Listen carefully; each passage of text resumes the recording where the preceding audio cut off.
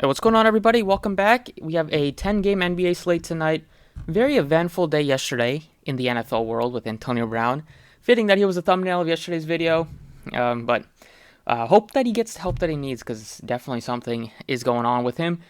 But we are talking about the NBA slate tonight, so let's get started. Hit the like button if you enjoyed the video. Subscribe if you haven't already. Lots of games today. Lots of injury news once again. Big news out of Portland. No Damian Lillard today. They're already shorthanded without Nurkic, without CJ McCollum, so we're looking at a lot of value. With the Portland side, the top plays at the point guard position in terms of price, you have Trae Young, who's been playing pretty solid ball. They're very shorthanded. We saw Trae Young really play well in the second half of the game against the Cavs. He looks like a decent option. He's already priced way up, so I probably like James Harden more than Trae Young just because Harden can get you a triple-double, and he's been a lot more aggressive and even efficient with Kevin Durant back. We saw him do another triple-double last game against the Clippers. The minutes are just through the roof right now for James Harden. And then you have Steph Curry gets a tougher matchup against Miami. So I'd probably rank it James Harden, then Curry, then Trae Young in terms of the top guys. Luka Doncic returned yesterday. It's a back-to-back after not playing for a while. He only played 31 minutes, just missed out on a triple-double, but also had 7 turnovers. Matchup against Denver is not the best one, so I'll probably pass on Luka compared to these other guys at the top end. Bradley Beal's been playing great. He's been taking over the point guard role since they've been without their starting point guard Dinwiddie. He's been in protocols, and he's really looked good as a point guard. Maybe they should move him to that position. 17 assists last game against Chicago. Definitely a very good player with the ball in his hands, but he's very expensive. We'll see if Dinwiddie he's already out, so he looks decent at that price tag. I probably like him a little bit more than like Luka, just because Beal will play a lot of minutes. For some of the value picks here, LaMelo looks decent at 95, but I probably won't get there. Cade Cunningham is too expensive at 9,000. In the 7K range, you have not too much that looks too appealing. Maybe you can go to like Tyler Hero. He's going to take a lot of shots, play good minutes, but he's been not as cold. I mean, he's been pretty cold compared to when he started off the year when he was red hot. In the 6K range, Campazzo looks like a great play. They are very shorthanded. They don't have Morris. They don't have some of their other role pieces, and their bench is very depleted still. So you're getting a guy with double-double upside, and Campazzo was great last game, only at $4,200. His price tag has gone up, but he's probably going to play mid-30s in minutes again, and the matchup against Dallas is a fine one. So I'll go with him. As the point guard position gives you a ton of upside. 5K range, you can go to Kobe White. He's been playing more minutes. Got up to 38 minutes last game. He's been playing very efficiently. They're still, I think Lonzo is back, so that's going to hurt. But they're still without Caruso. So still minutes to be had for Kobe White, but he's probably not going to get up to what he did last game. In the 4K range here, you have Sabin Lee, who's probably going to play some decent minutes for the Pistons just because they're very short-handed.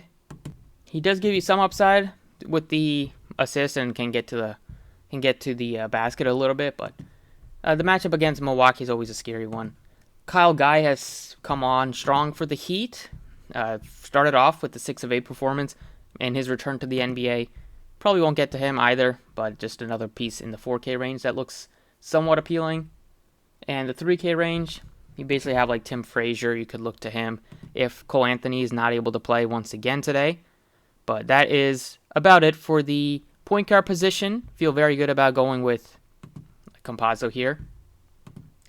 Over at shooting guard, your top plays are Bradley Beal. Probably won't get to Zach LaVine at 99. Rather get up to Bradley Beal. Don't really like Mitchell at 97 or LaMelo at 95. We'll see if Ingram is able to play or not. Even if he does play, it's a very tough spot against Utah. Not too much alike in the 7K range here. In the 6K range, you're looking at Will Barton, another guy that's just going to have to play good minutes today for the Nuggets. He's been very efficient in terms of just getting you good fantasy points, 33, 36, 31, 30. Normally he's in the 30s for most of the year. He will take around 15 shots per game. In the 5K range, once again, you could look to like Kobe White, or you can look to Jalen Green at 52. He's been playing better. He did play last game, but he only played 27 minutes. It was a back-to-back after not playing for much, but he did have a very good game, 29 points. He's at a price tag where can easily get you 6x, if not a little bit more if he is hitting his shots like he has been since he's come back. You also have Terrence Ross, who got good minutes yesterday. They blew a big lead in the fourth. They blew a 14-point lead with like 4 minutes to go. Ross was cooking. 47 points and 41 in his last 2 games. He gives you big upside. If there's no Cole Anthony, definitely take a shot with Terrence Ross because he can get red hot, especially if he's able to carry his performance from last night. But right now the best value pick in the 4K range, and I think for GPPs it might be Terrence Ross, but for cash games it's going to be Simons if he's able to play today. He cleared protocols. They don't have their big three with Nurkic, McCollum, and Lillard today, so Simons will take a lot of shots, get a lot of minutes at the point guard position. Small forward, you have Jimmy Butler, looks fine. Probably won't get to Kevin Durant at his price. In the mid-range, Diallo and Sadiq Bey have been carrying the Pistons, but Cade Cunningham is back, so that's going to take away from their usage. 6K range, we have Morris Sr. after just ended up not playing. We didn't get any word. Well, we got word close to 10 minutes before that game started, but he looks fine against Minnesota, but hopefully he won't pull any shenanigans today. Norman Powell, I like him at 65. He's going to have to be the scoring option for the Blazers today and take a lot of shots and play big minutes. So play him at 65. I think Morris looks good at his price. And then at the bottom in the 5K range, don't have much here with all these guys out. I think you can look to maybe Terrence Mann at 54. But in the 4K range, you're looking at Nasir Little at 47 just because he can play decent minutes, and I think he will play today. He only played 14 minutes last game, but it was a big blowout loss. But today, we would probably expect him to play in the 30s at least, and he has shown some big tournament ceiling.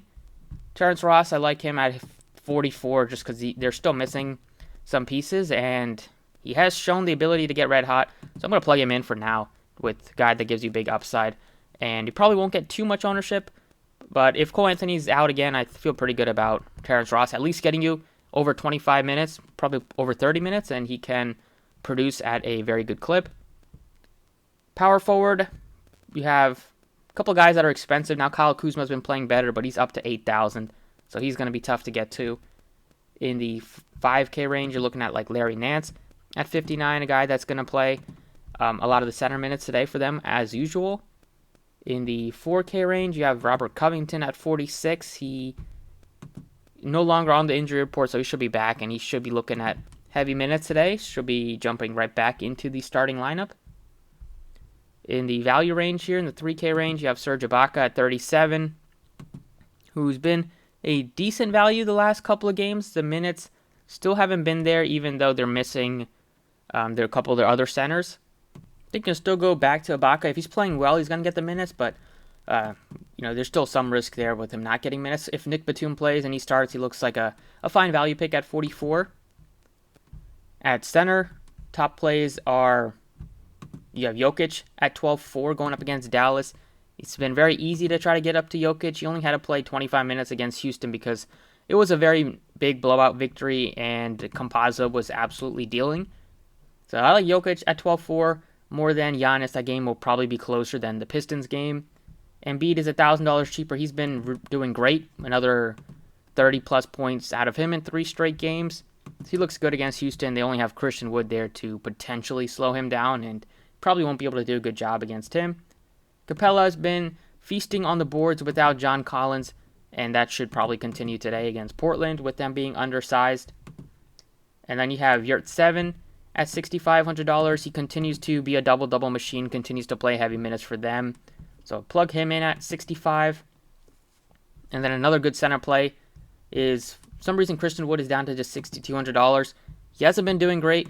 Only played 8 minutes because they said he wasn't even going to play, and then he ended up suiting up. But this price tag is way too low. It's gone down by $2,600 for no reason. Even though he's going up against Embiid, they're probably going to want to have him out there. He probably gives them the best chance at slowing Embiid down if that is possible, compared to Daniel Tice and definitely compared to Sengun, who's no match for Embiid at this point. But he's just too cheap at $6,200, so plug him in. I like going with Yurt 7, Christian Wood, 2 6K options. I miss out on Jokic, but I'm able to pay up for a couple of other stars if I need to.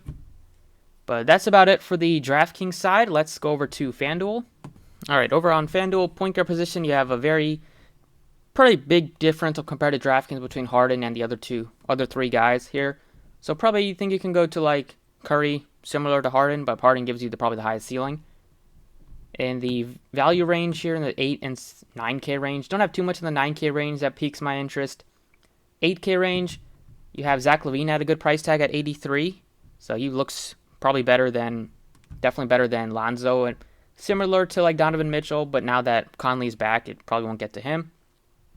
In the 7K range, it could look like Cade Cunningham if he's not going to be limited, which I don't expect him to be. We also have some options in the 6K range here, like Campazzo. I still like him at 64 with the upside that he gives you with the assist, with the just having the ball in his hands, dishing easy dimes to Jokic, getting some baskets himself, and will probably take 10 plus shots if he is started off the game shooting the ball well. And Kobe White at 64 now is probably a pass on FanDuel now that Lonzo is back. In the 5K range, you have not too much. Expect like Jalen Green looks somewhat appealing at 59 for tournaments. You have Reggie Jackson looks somewhat appealing. Ben McLemore looks better on DraftKings. 52 is probably where he should be priced.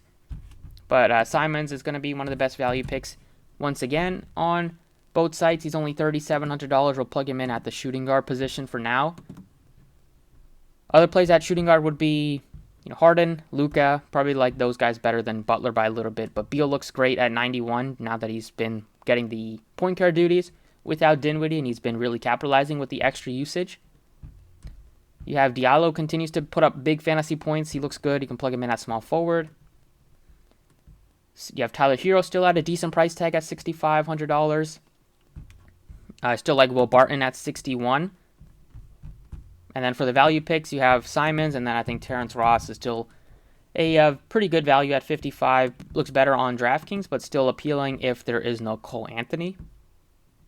Small forward, you have DeRozan at 87, continues to put in game winners. But I'll probably plug in Diallo at 73. He looks good. Even though Cade Cunningham is back, he's still going to get heavy minutes there. If you don't want to go with him, you can go with maybe like Kuzma at 68 or go with Tyler Hero at his price tag, Wiggins. Norman Powell is probably the best value pick the best mid-range play on both sites. Him and Will Barton look good on FanDuel. Same thing with, I probably like Powell and Nance more than Covington with them being so similarly priced. We have Ross, Jayshawn Tate, Nasir Little in the 5K range. Power forward, top plays would be Giannis if you wanted to play him and not really worry about the blowout potential. Christian Wood looks better on DraftKings, playable on FanDuel, but not much of a priority like he is at $6,200 on DraftKings. In the value range, it's going to be Larry Nance at 61. Just going to be loading up on the Portland side, just with them not having their big three. Nance will probably take on more ball handling duties. We saw him almost have that triple-double a couple games ago. Coffee is playing better, but if he starts, he looks somewhat appealing, but I don't think he will start with Morris back, or definitely won't get as much usage now that Morris is back. And at center on FanDuel, you're looking to pay out for Jokic. It's a big price difference on DraftKings 12.4, FanDuel is 11.5, and you don't have too much other competition besides, I think, Yurtseven at 64. If you wanted to go with him against a Golden State team that doesn't play big all the time. But right now, I think prioritizing Jokic, Campazzo, and a couple of these Portland guys is probably the best route for cash games on FanDuel. But that's about it for the video. Thank you for watching. Best of luck tonight, and I'll see you all next time.